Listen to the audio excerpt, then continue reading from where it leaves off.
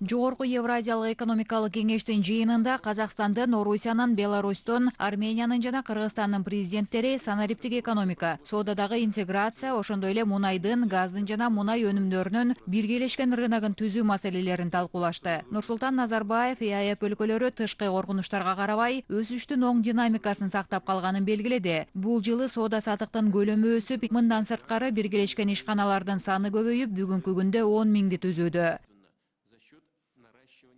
В целом мы идем, я считаю, уверенными шагами к достижению. Жалпысынан биз алдыга койгон негизги максаттарыбызга ишенимдүү кадамдар менен бара жатабыз. Биз ар бир отурумда товарлардын, кызматтардын, капиталдын жана жумушчу күчүнүн эркин айлануусу маселелерин козгоп келебиз. Аны менен бирге Евразиялык экономикалык кеңеште толук кандуу жумуш кылууну камсыз кылууга аракет кылышыбыз керек. Биринчиден, 4 эркиндикти, башкача айтканда товарлардын, капиталдын, кызматтардын жана жумушчу күчүнүн кыймылын камсыз кылууга багытталган узак талкууланган документтер боюнча жумуштарды соңуна чыгарышыбыз зарыл. Экинчиден, биз 2025 жылга карай өз ара соодадагы тоскоолдуктарды жоюшубуз керек. Бул тууралуу бүгүн сүйлөштүк. Үчүнчүдөн, якордук долбоорлорду ишке ашырышыбыз маанилүү деп ойлойм. Иш жүзүндө экономиканын негизги секторлорунда ишке ашырылган долбоорлор биздин биримдигибизди бекемдейт. Комиссия өкмөт менен бирге ушундай долбоорлордун тизмегин аныкташы зарыл. Бул долбоорлорду башка экономикалык бирикмелер сыяктуу ишке ашырышыбыз керек. Местно осуществить,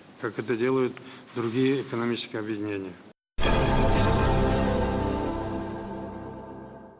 Көз карандысыздык жылдардын ичинде Казакстан дүйнөлүк антиядролук кыймылынын лидери аталып, тынчтык курууга умтулган кадамы ийгиликтүү ишке ашып келет. Ядролук сыноолорго жапырт тыюу салуу келишим уюмунун аткаруучу катчысы Ласина Зербонун пикиринде, дүйнөдө тынчтыкты сактоо ишинде өлкө башчысынын орду өзгөчө. Ядролук куралдан кутулса да, Казакстан Республикасы жапырт кыруу куралынан азат дүйнө үчүн кыймылынан четте калган жок. Тескерисинче, анын эң жигердүү мүчөлөрүнүн бири болду, дейт Ласина Зербо. Бириккен Улуттар уюмунун 100 жылдыгына карай 2045 жылга чейин дүйнөнү ядролук куралдан азат кылуу боюнча өлкө башчысынын демилгеси ядролук сыноолорго жапырт тыюу салуу тууралуу келишим уюмунун да негизги багытына айланган.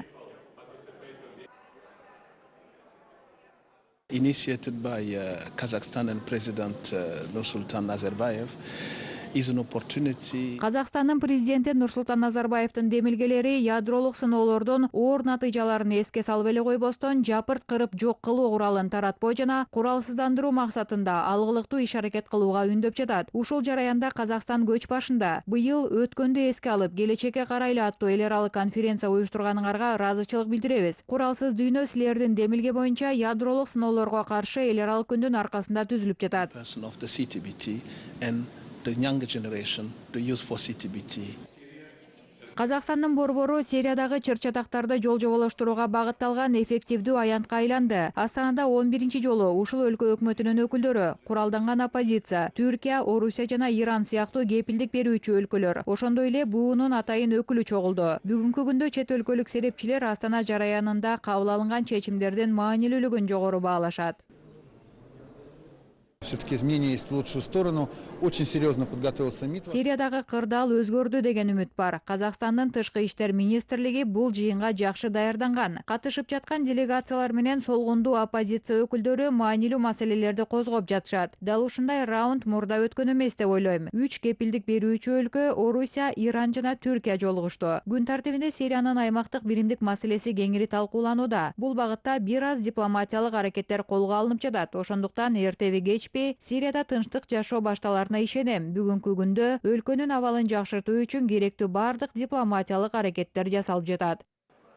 Туруктуу эмес мүчө катары катышкан Казакстандын тынчтыкты сактоо тууралуу аракеттери менен дүйнөлүк демилгелери буунун коопсуздук кеңешинин жумушунда жигердүү ишке ашууда. Серепчилердин айтымында эң биринчи бардык тынчтык миссияларын ийгиликтүү өткөрүү жөндөмдүүлүгү мамлекеттин туура тышкы саясатын камсыз кылат.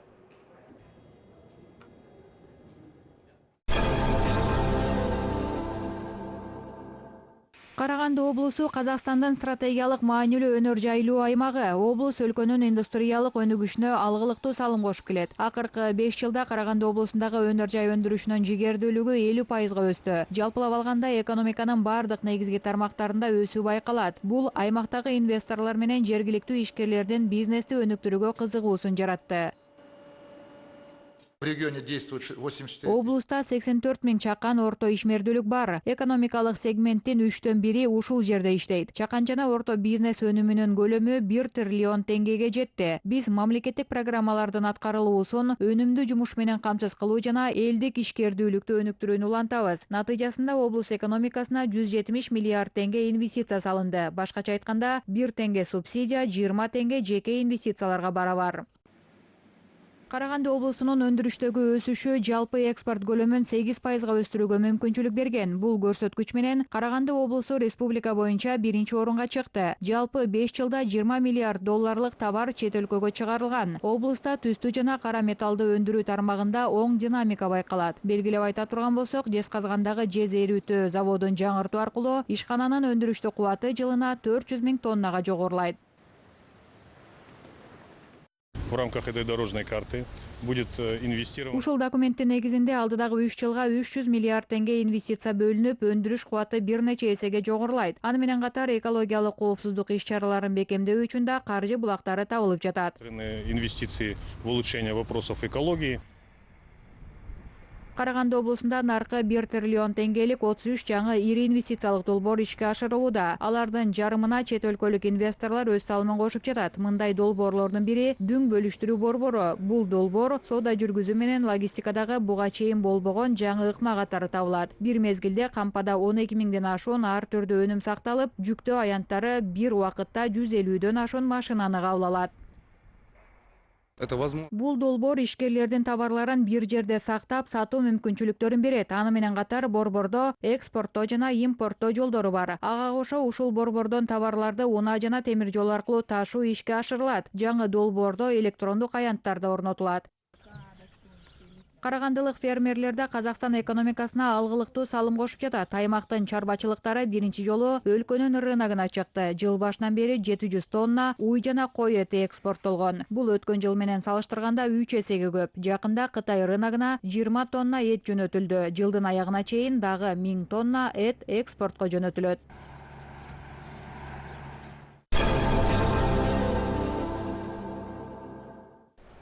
Казакстан ири эл аралык транзиттик логистикалык хабка айланууну көздөйт. Азыркы тапта өлкөдө унаа инфраструктура жигердүү өнүгүүдө. Нурлуу жол мамлекеттик программасынын алкагында 6 эл аралык унаа коридору ишке кошулат. Кытай менен Орусияны бириктире турган Омск-Капчыгай, Самара-Чымкент, Алматы-Харгос жолдору алардын катарында. Ошондой эле мамлекеттик программанын алкагында Орусия Федерациясынын чек-арасына чейинки Астана-Петропавл менен Түркмөнстан чек-арасына чейинки Астрахань-Атырау-Актау долбоорлору ишке ашырылат.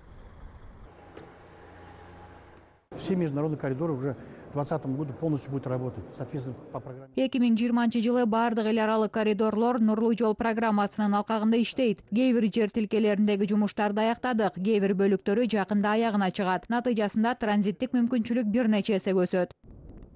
Нурлуу жол программасынын алкагында быйыл 4,5 миң чакырым республикалык маанилүү автоунаа жолу калыбына келтирилип, оңдоп түзөлөт. Бул көз карандысыздыкка ээ болгондон бери эң жогорку көрсөткүч дейт тиешелүү мекеме өкүлдөрү.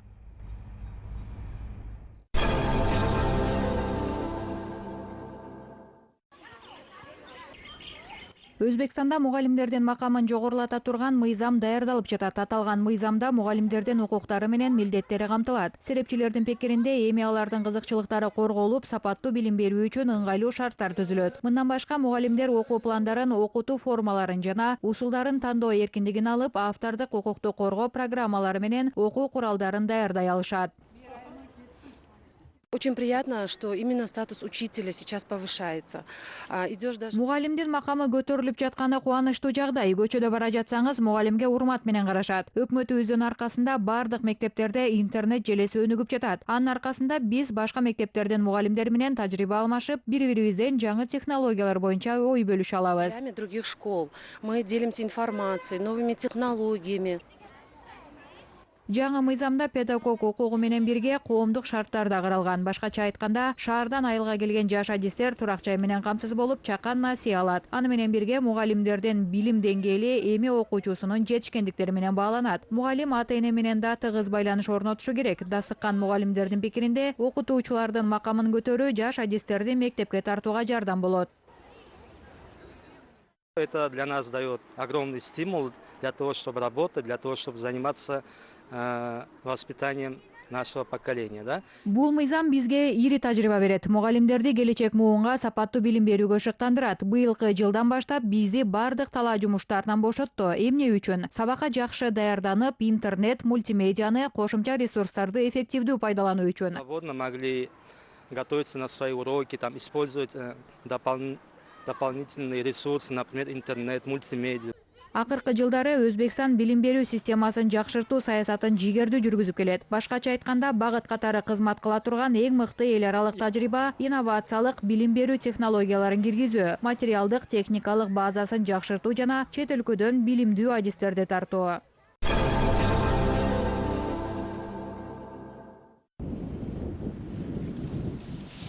Чет өлкөлүк саякатчылардын Борбор Азиянын курортторуна кызыгуусу өсүп келет. Аймактан көз жоосун алган жерлерин кыдырып, саякаттоону каалаган чет өлкөлүктөрдүн агымы кышы жайы токтобойт. Аймактагы мамлекеттер табигый өзгөчөлүктөрдү эске алып, туризмдин тоо лыжа тармагын жаңыртууга маани беришкен. Мисалы, аймагынын көп бөлүгүн тоолуу аймактар ээлеп жаткан Кыргызстанда экстремалдык эс алууну каалаган кесипкөй спортчулар менен бирге лыжа тебүүнү жаңыдан өздөштүрүп жаткандар үчүн бардык шарттар түзүлгөн. Ал жерде лыжа жана сноуборд тебүүчүлөргө арналган атайын экстрим паркын түзүү, трамплинден секирүү мүмкүнчүлүктөрү жасалат. В течение 10 лет такая мечта. Менин максатым 10 жылдын ичинде бардык тоо лыжа базаларын кыдырып чыгуу. Прогнозируем, что сезон будет очень... Сезон каардуу болот деп күтүлүүдө. Ошондуктан конокторубузга жакшы эмоция тартуулоо мүмкүнчүлүктөрү жаралат. Делиться этими эмоциями с нашими гостями. Казакстанда да кышкы эс алуу түрлөрүн өнүктүрүүгө көңүл бөлүнгөн. Өлкөдө дүйнөгө белгилүү Алматынын Медеу муз аян комплекси менен Чымбулак тоо лыжа курорту бар. Азыркы тапта саякатчылар, альпинисттер жана лыжа тебүүчүлөрдүн кызыгуусу Казакстандын чыгышына ооп жатат. Ал жерде туристтерге лыжа жолдору менен бирге кышкы балык уулоо түрү сунушталат. Ал үчүн Өскемен шаарынан 16 чакырым алыстыкта жайгашкан Табылы Ульбинка капчыгайындагы суу сактагычына жазында 1,5 тонна баалуу балык түрү кое берилген. Биз бул чарбачылык менен 1 жылдан бери алектенебиз. Алдыдагы убакытта көлдөрдүн санын көбөйтөбүз. Чет өлкөлүктөр менен өзүбүздүн жашоочуларга кызыктуу болот. Өзбекстан туристтик мүмкүнчүлүктөрүн жогорулатууга маани берип жатат. Ал үчүн өлкөдө 20 ашуун атайын документ иштелип чыккан. Тажрыйбалык база да жок эмес. Биздин компаниялар Өзбекстанда экстремалдык тоо лыжа базаларын куруу боюнча жумуштарды колго алышты. Башкалардын мыкты тажрыйбаларын киргизип жатат. Мисалы, Өзбекстандын Боштондук аймагында тоо лыжа базасынын курулушу башталды.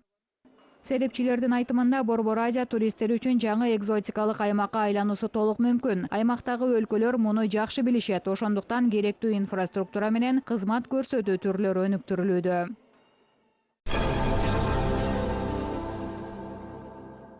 Казакстан менен Корея саламаттыкты сактоо багыты боюнча кызматташтык аянтын кеңейтип жатат. Бул багытта тараптар өз ара технологиялык, методикалык жараяндардын айланасында тажрыйба алмашууга басым беришүүдө. Түштүк Корея клиникаларынын мыкты дарыгерлери жыл сайын Казакстанга келип турушат. Чет өлкөлүк адистер жергиликтүү өнөктөштөрүнө онкологиялык оору түрлөрүн дарылоо, өтө эффективдүү операция системалары менен дартты эрте аныктоого мүмкүнчүлүк бере турган алдыңкы диагностикалык технологияларды киргизүүгө жардамдашууда. 환자들이 한국에 가는 그 통계만 Бүгүнкү күндө республика медициналык кызмат көрсөтүү түрлөрүн, техникалык орнотмолордун сапатын жакшыртуу жана адистердин кесипкөй билим жөндөмдүүлүгүн жогорулатуу маселелерин жигердүү түрдө чечип жатат. Акыркы кездери Кореяга барып дарыланган казакстандыктардын катары азайган. Алар көбүнчө өз өлкөсүндө дарыланууну каалашат. 기업이 그 알마티에 한국 병원을 열었고 Казакстанда 1995 жылдан бери Кореялык койка эл аралык кызматташтык агенттигинин программасы ишке ашып келет. Анын алкагында акыркы 6 жылдын ичинде гана 100дөн ашуун атамекендик дарыгер Кореяда билимин жогорулатып кайткан. В целом мы насчитываем более 1500 человек, которые прошли обучение. Жалпы аталган программа боюнча 1500дөн ашуун адам окуп, билим жөндөмдүүлүгүн жогорулатты. Анын ичинде болжол менен 50-60 магистранттар менен докторанттар. Азыркы тапта көбү мамлекеттик тармакта иштеп жатышат. Ошондой эле жеке тармактагы ар түрдүү багыттарда эмгектенишүүдө. Соода, экономика, унаа, инфраструктура, медицина сыяктуу ар түрдүү тармактарда да бар. Койка окутуудан башка медициналык кызмат түрлөрүн сунуштайт. Помимо этого, койка также предоставляет возможность получения медицинского обслуживания. Ли Сонхун гастроэнтеролог, эндоскопист, казакстандык дарыгерлер менен тыгыз иштешип жатканына 4 жылдан ашкан. Чет өлкөлүк адис жергиликтүү өнөктөштөрү менен биргеликте диагностикалык усулдарды түзүштү. Мен тармак адиси катары өзүмдүн билип үйрөнгөндөрүмдү казакстандык өнөктөштөр менен бөлүшөм. Анткени мен Казакстандагы ушул ооруканада жүргөн жалгыз түштүү Корея өкүлүмүн. Мен кореялык клиникалардын медициналык технологияларын ушул жердеги ооруканаларга киргизүүгө жардам берем. Ошондой эле Кореяга барган сайын Казакстандагы медицина саламаттыкты сактоо тармагы тууралуу айтып, өлкөнүн ийгиликтерин жайылтам. Серепчилердин айтымында Казакстан менен Кореянын саламаттыкты сактоо тармагындагы жалпы медициналык кызматтарына тиешелүү колго алынган биргелешкен долбоорлордун натыйжалары көңүл жылытат. Ошондуктан алдыдагы байланыш аянты дагы да кеңейет. Алдыдагы убакытта IT багыт боюнча өнөктөштүк орнотулат.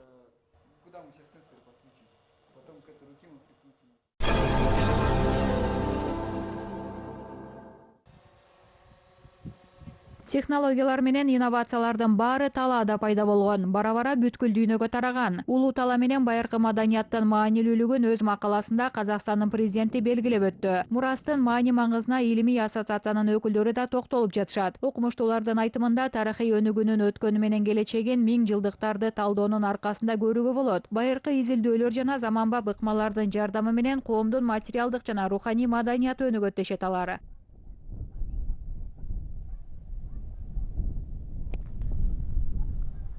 Президент отметил, с одной стороны, успехи нашей науки и развитие нашего общества. Президент бир жагынан илимдин жетишкендиктери менен коомубуздун өнүгүшүн белгилеп өттү. Анткени коомубуз жаңы милдеттерди кабыл алууга даяр. Экинчиден, биздин өлкөбүздүн келечеги тууралуу философиялык ойлорун айтты. Талаа жөн гана коридор болгон эмес, ал жаңычылыктарды алып келген. Бул тууралуу 18-20 кылымдарда айтылган, жылкынын колго үйрөтүлгөнү да белгилүү. Рождала инновации и распространяла через коневодство по всей территории Евразии. Серепчилердин пикиринде Нурсултан Назарбаевдин Улуу таланын 7 кыры аттуу макаласы буга чейинки президенттин программаларынын уландысы катары каралат.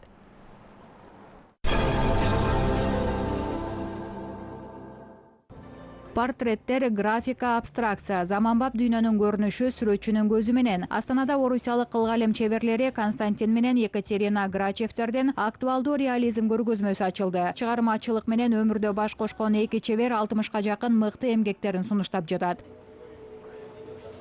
Основным произведением, которое мы выбрали для построения экспозиции, жалпы экспозицияны түзгөн кезде биз башкы эмгек катары Константин Грачевдин 3 бөлүктөн түзүлгөн согуштан эстелик аттуу триптихин тандап алдык. Ошондуктан көргөзмөнүн темасына ылайык залды кооздоодо аскерий тарыхый музейлердин экспонаттарын коштук. Бул айкалышты көз кубандырат, бирок башкы максат ата мекен үчүн жанын берген эр жүрөк жоокерлерге таазим этип, эрдигин даңазалоо. Внутренним поклоном нашим дедам и отцам. Екатерина Грачева болсо өз чыгармачылыгында портреттик көрүнүштөр менен шаар пейзажынын жанрдык картиналарын бириктирет. Сүрөтчү жөнөкөй шаар көрүнүштөрүндө көпчүлүк көңүл бурбаган нерселерди тартууга аракет кылат. Көрүнүштөрдө адамдын сырын ачууга далалат кылат. Константин Грачевдин жумуштары ар түрдүү, өздүк кайталангыс кол тамгасы бар. Анын кылгалеми бири-бирине такыр окшобогон ар түрдүү жанрларды айкалыштырат. Көбүнчө сыйкырдуу табият көрүнүшү менен натюрмортторду жасоого кызыктар. Эмгектеринде ар бир затка тил киргизгендей болот. Я вообще люблю предметный мир.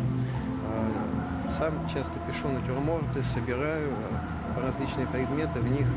Мага негизинен заттар дүйнөсү жан дүйнөмө абдан жакын. Көбүнчө мен натюрмортторду тартып, ар түрдүү заттарды жыйнап, бир композиция түзгөндү жактырам. Аларда адам колунун жылуулугу сезилет. Бул адам көзүнө көрүнбөгөн нерселер. Ошондуктан мен жансыз затка жан бергим келет. Ошол аураны жеткирүүгө аракет кылам. Бул менин да жан дүйнөмө рахат тартуулайт. Аны көрүүчүлөргө кылгалем тили менен айткым келет. Экспозициянын түзүлүшү абдан жакты. Бардыгы айкалышат. Вчера мы увидели экспозицию. Все выглядит достаточно гармонично. И одно помогает другому. Бүгүнкү күндө сүрөтчүлөрдүн жеке жана биргелешкен чыгармалары кеңири белгилүү. Эмгектери чет өлкөлөрдө суроо талапка ээ. Бир бөлүгү Кытай, Орусия, Италия, Улуу Британиянын галереяларында сакталып жатат. Астанада 2 айга уланган көргөзмөнү кийин павлодардыктар менен алматалыктар көрө алышат.